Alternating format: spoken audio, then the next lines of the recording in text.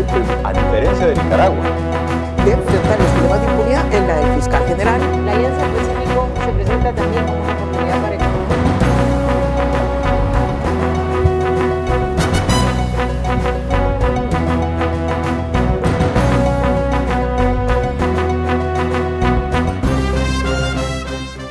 Un gusto volver a estar con ustedes en el espacio Fernando Aguayo América. Cordiales saludos a quienes nos ven a través de la señal de Mega TV en la Florida, Estados Unidos, por Vito TV en el Ecuador y por OnePlus TV en el Ecuador y en el mundo.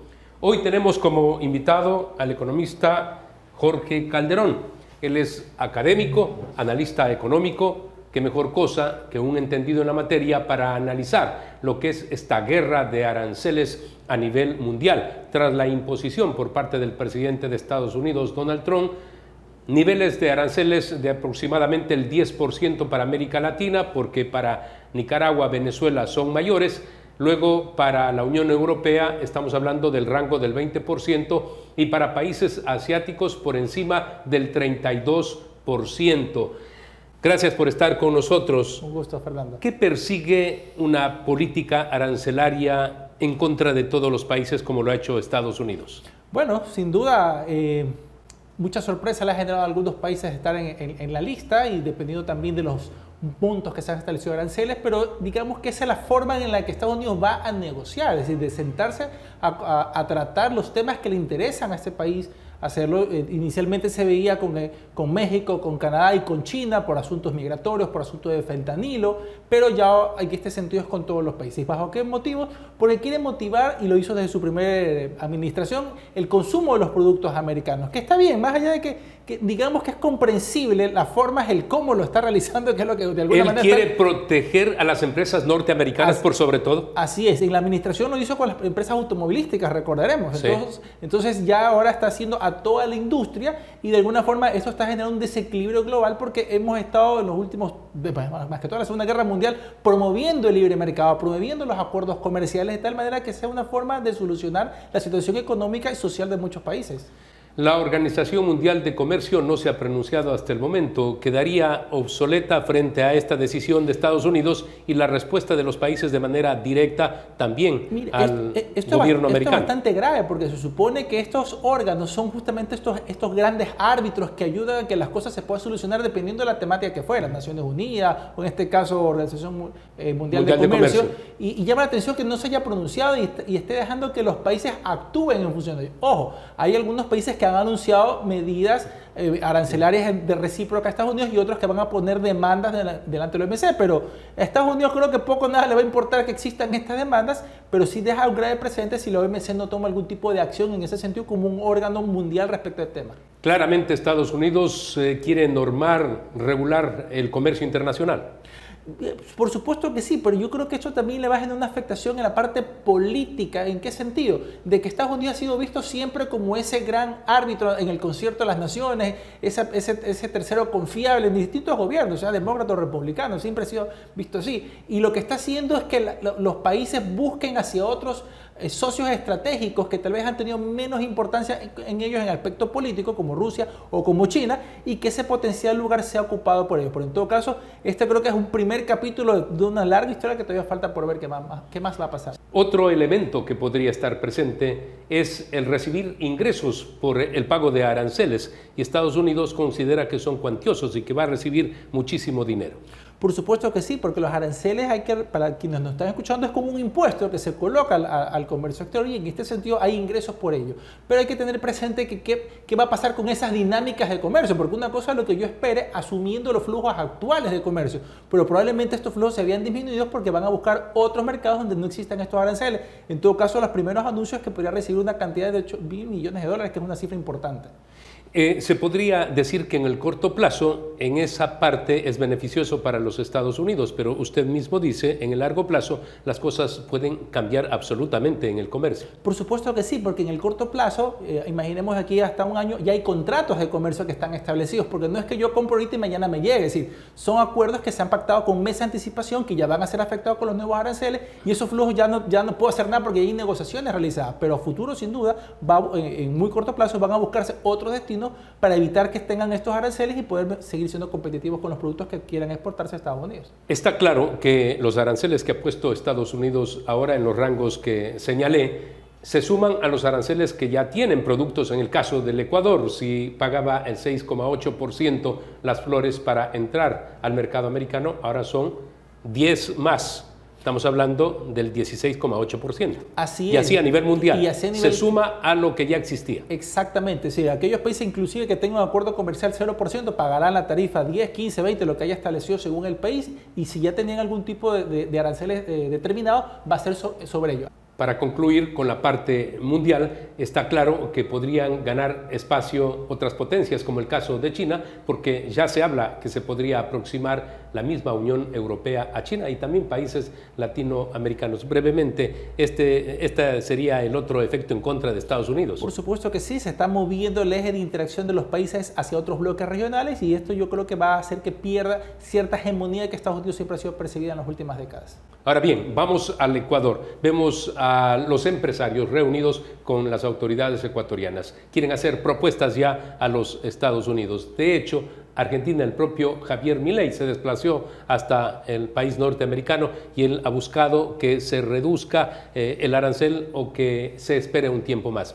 El Ecuador está planteando prácticamente lo mismo. Vamos a cumplir lo que nos dicen, pero por favor espérennos un mes y luego, en base a cumplimientos, podemos ir logrando esa desgravación. Así es, de hecho ya parte de los anuncios que en los siguientes días ya va a viajar una delegación de empresarios y del sector público acompañando justamente y ver las medidas que se puedan realizar. Hay una hoja de ruta clara en función de la orden ejecutiva que ha emitido el presidente Donald Trump, donde señala justamente por país aquellas situaciones que de alguna forma están siendo contraproducentes contra Estados Unidos. Entonces, líneas rojas en contra de los Estados Unidos y entre otras le pone al Ecuador, le indica, no tiene por ejemplo un tratado para proteger las inversiones, tienen el impuesto a la salida de capitales, solamente para mencionar dos. Entonces ya esté de alguna forma los puntos en los que hay que trabajar para que en ese sentido se pueda avanzar en una reducción de los aranceles, porque como lo decíamos, es una forma, entre comillas, de negociar. Entonces lo que quiere Estados Unidos es resultados a favor. Entonces llámese esto, los combates a la corrupción, mejorar las compras públicas,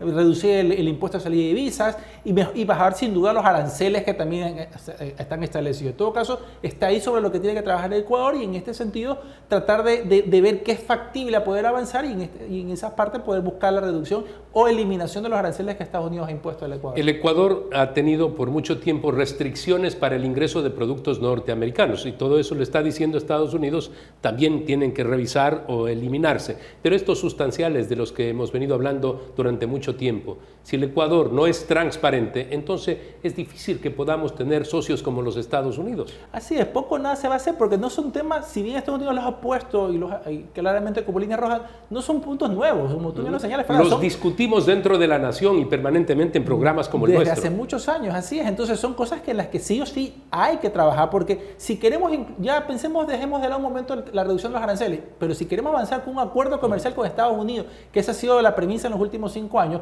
yo creo que eso va a ser sí o sí tenemos que solucionarlo.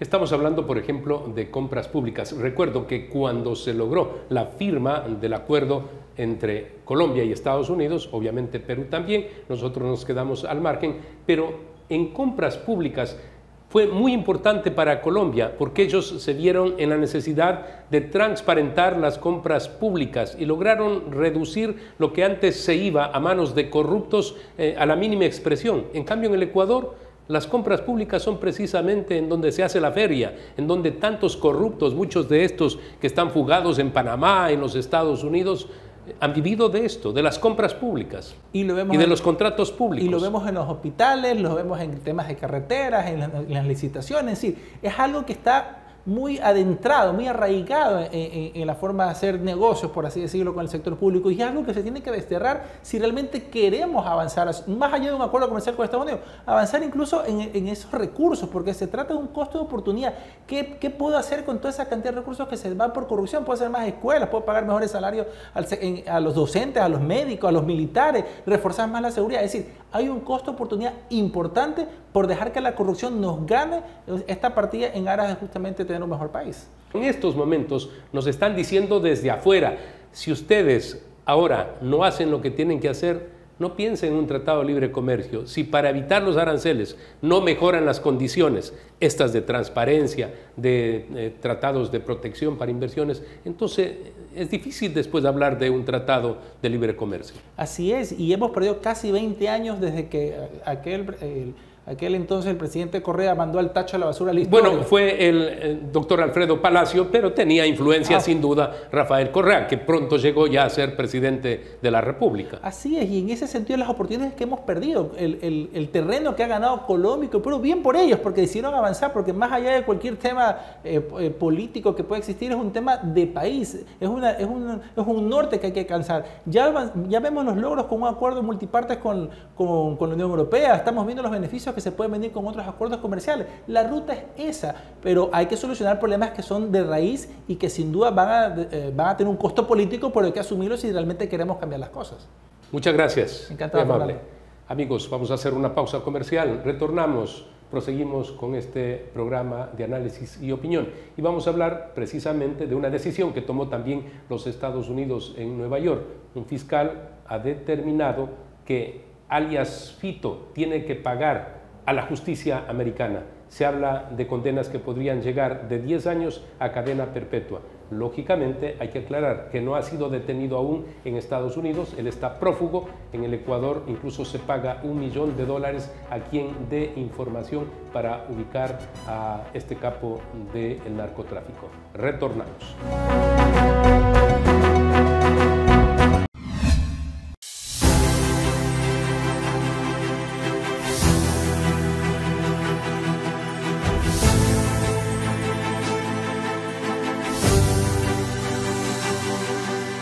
El Gobierno Nacional impulsa acciones concretas para enfrentar la época invernal, fortaleciendo el crecimiento de los ecuatorianos. Esto es trabajar por la gente. Esto es un gobierno que no se detiene. Autorización número 5783. CNE, Elecciones Generales 2025. Verde Fruit, el camino para acercar los productos de América Latina a los Estados Unidos.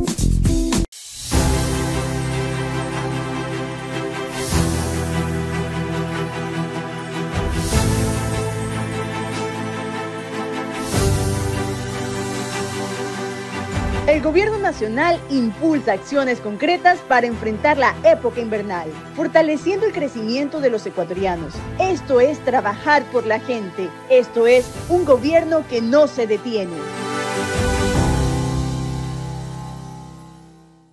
Autorización número 5783. CNE, Elecciones Generales 2025.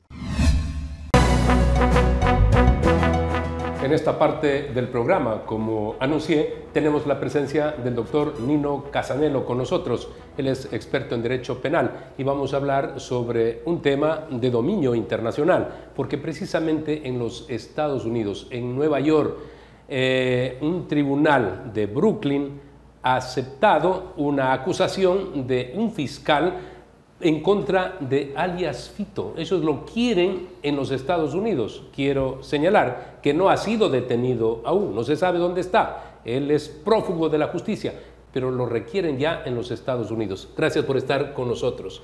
Quisiera que brevemente nos explique esto. Ellos están hablando, ya se dice, incluso una sentencia podría ser de 10 años que van hasta cadena perpetua, pero el señor está prófugo. Sí, desde luego. Es importante para que la audiencia lo tenga en contexto, pues efectivamente el ciudadano Macías, infamemente conocido como Fito, tenía una sentencia condenatoria ejecutoriada que le estaba purgando localmente, ¿sí? Él se fuga, no, algunos dicen que hacia diciembre del 23, enero del 24.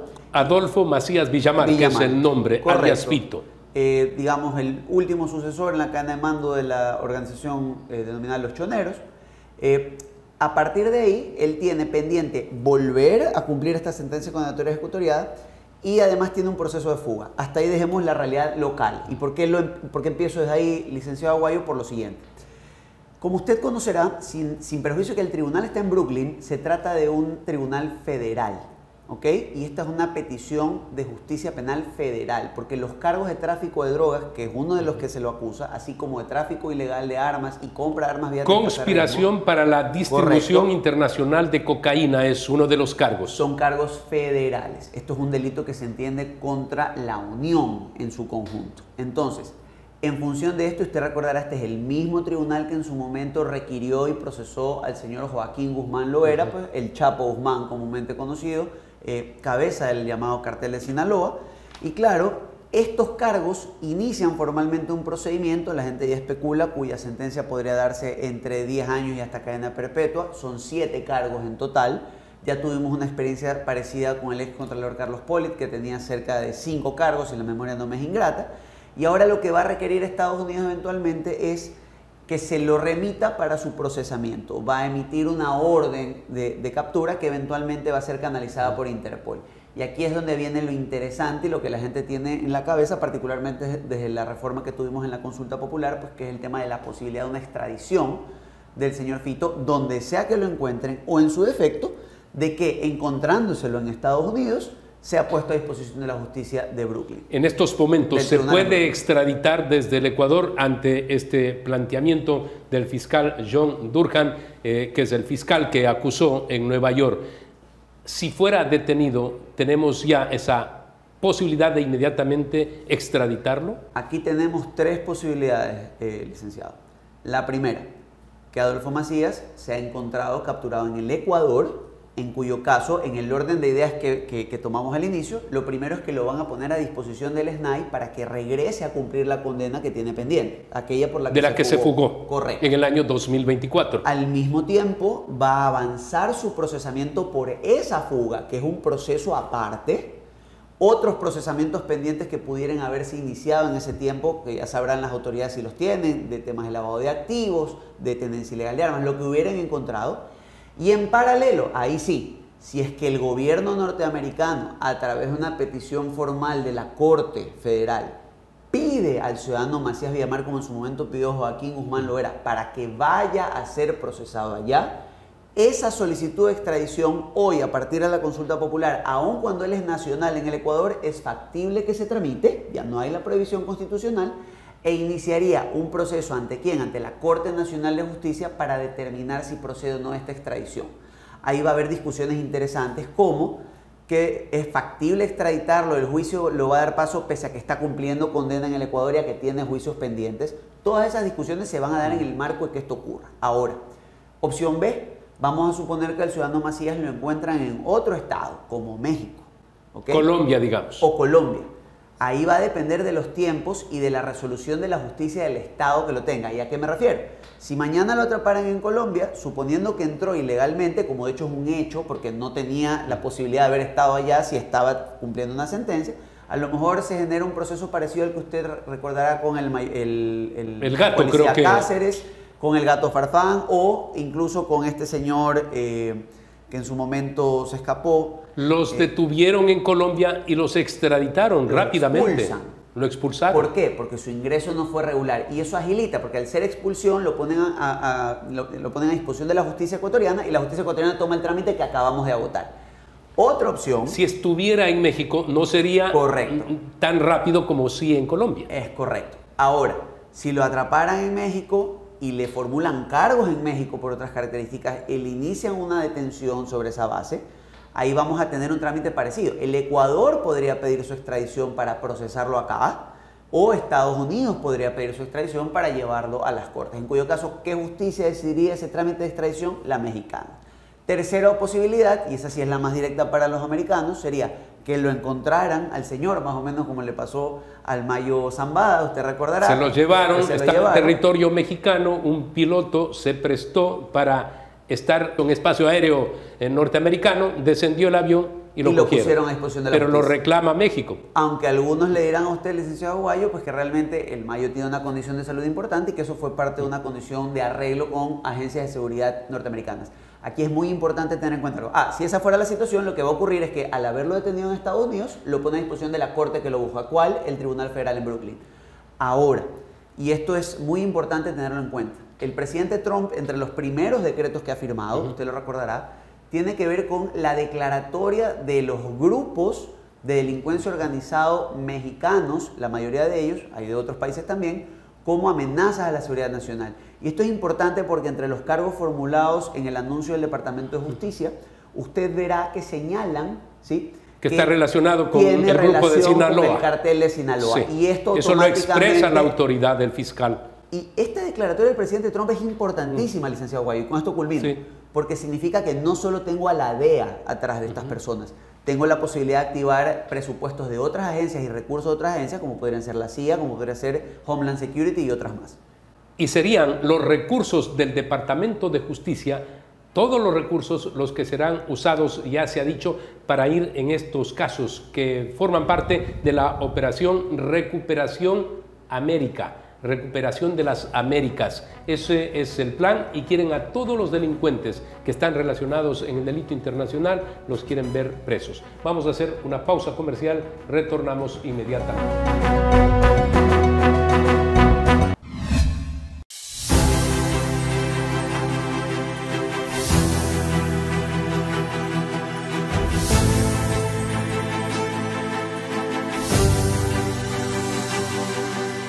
El Gobierno Nacional impulsa acciones concretas para enfrentar la época invernal, fortaleciendo el crecimiento de los ecuatorianos. Esto es trabajar por la gente. Esto es un gobierno que no se detiene.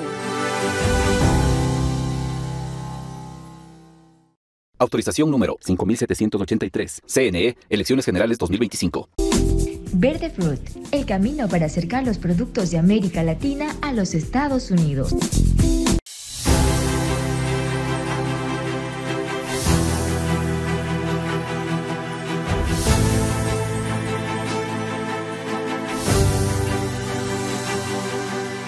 El Gobierno Nacional impulsa acciones concretas para enfrentar la época invernal, fortaleciendo el crecimiento de los ecuatorianos. Esto es trabajar por la gente. Esto es un gobierno que no se detiene. Autorización número 5783. CNE, Elecciones Generales 2025.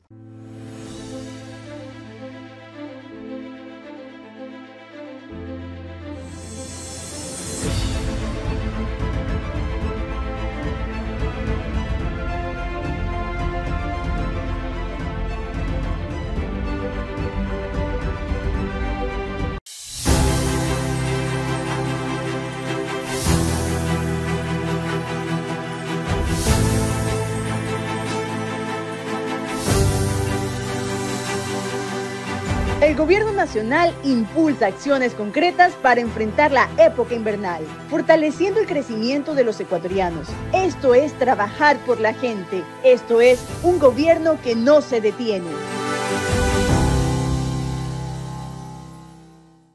Autorización número 5783. CNE, Elecciones Generales 2025. Vale la pena expresar que el Departamento de Control de Activos del Tesoro de los Estados Unidos ya le tiene en el radar al grupo familiar y miembros de la organización de alias Fito. Esos están ya sobre los bienes, los que tengan en los Estados Unidos.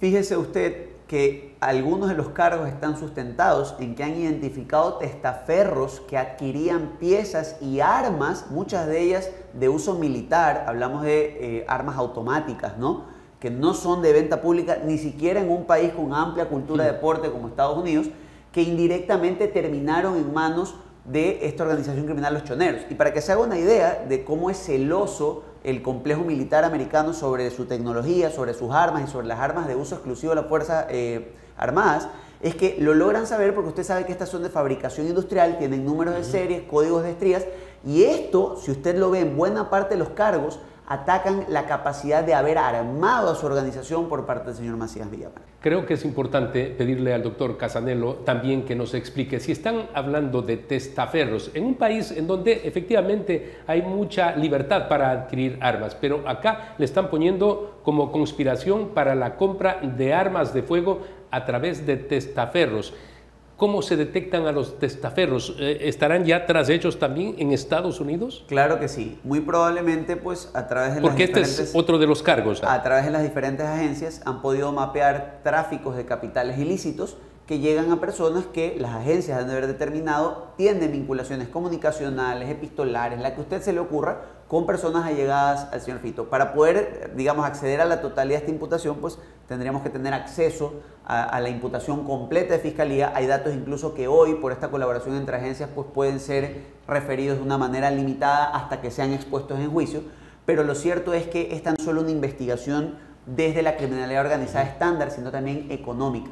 Y aquí hay que tener muy en cuenta, y lo decía yo hace un tiempo, acciones como el infantilismo en su momento. Y digo que es un infantilismo y me voy a explicar por qué. Que tuvo la Asamblea hace muy poco, ¿sí?, a la hora de rechazar enérgicamente, digámoslo así, los apoyos, digamos, a la mayor capacitación en la lucha contra las estructuras de delincuencia organizada. Sí nos ponen en mal predicamento ante esta declaratoria contra estas organizaciones como agencias, digámoslo así, del mal en el mundo, como enemigo directo, digamos, del que hoy, además, en esta coyuntura tan particular de política, va a ser nuestro principal aliado comercial, digamos, regional y eje de nuestra lucha por seguridad. Tenemos un objetivo común. Entonces, ¿qué es lo que digo? Cuidado por ahí, ese tipo de investigaciones se empiezan a extender y sancionan a grupos económicos nuestros por la permeabilidad de nuestro sistema y la falta de denunciar o de atacar estas estructuras, no solo en lo fáctico, sino algo que hemos hablado aquí varias veces, licenciado, en lo económico.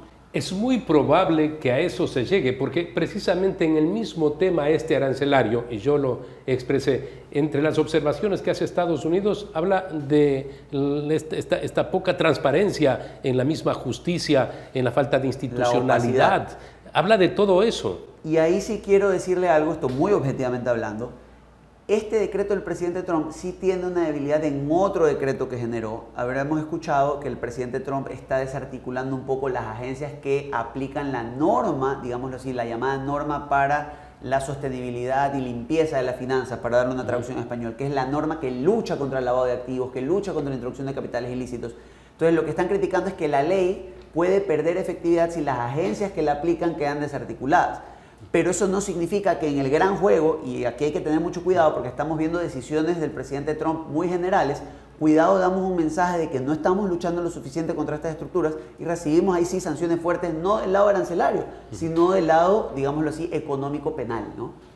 Bueno, el acusado ha causado graves daños al país, en este caso dicen al Ecuador y también a los Estados Unidos, y es por eso que están planteando, o más bien dicho, han acusado a alias Fito. Recordar que en el Ecuador el gobierno da $1 millón a quien tenga información sobre el paradero de él.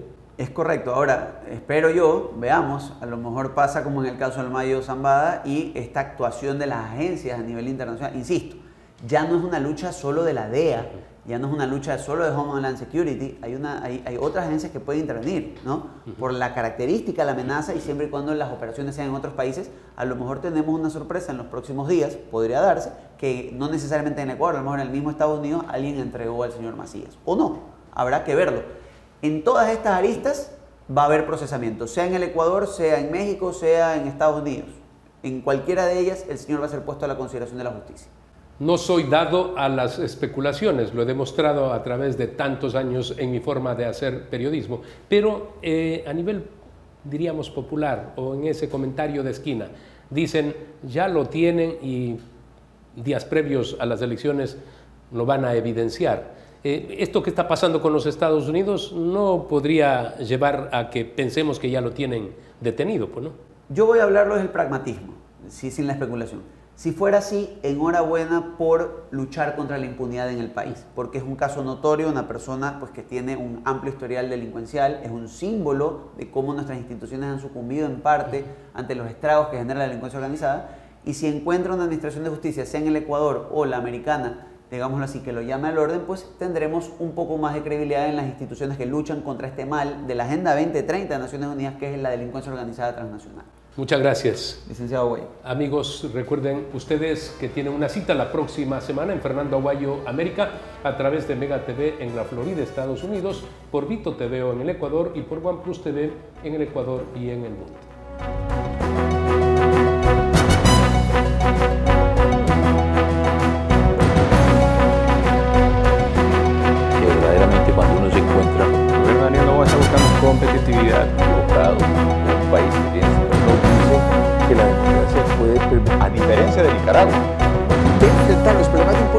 del fiscal general. La